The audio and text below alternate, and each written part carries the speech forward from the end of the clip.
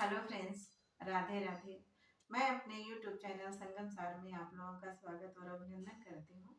मैं आपके सामने एक छठ माता का गीत गाने जा रही हूँ। आप लोग सुनिए, आनंद लीजिए और अच्छा लगे तो लाइक शेयर कमेंट करें। धन्यवाद। बोलिए छठी मैया की जय। चंदन चौकी सजाई कोसिया भराइब कोसिया भराइब हो। हे छठी माई हाथ जोड़ करीला बिनतिया, हमारे घरे आइब हमारे घरे आइब हो। चंदन चौकी सजाइब कोसिया भराइब हो।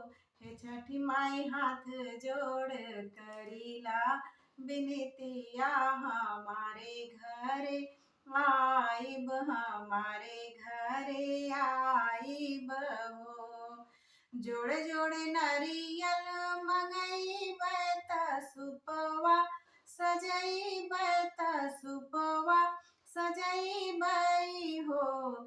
हे छठी माई घियना कदियना जलइब, हमारे घरे आइब हमारे घरे आइब हो। लाले लाले चुनरी मंगइब त चननी तनइब त चननी तनइब हो। हे छठी माई गंगा जल से कोसिया भरइब, हमारे घरे आइब हमारे घरे आइब हो। हाथ जोड़ करीला बिनतिया की सिंधुरा अमर करा सिंधुरा अमर करा हो। हे छठी माई गोदिया में दीह ललनवा, त भजन गवइब त भजन गवइब हो। चंदन चौकी सजइब त कोसिया भरइब त कोसिया भरइब हो। हे छठी माई हाथ जोड़ करीला बिनतिया, हमारे घरे आइब हमारे घरे आइब हो।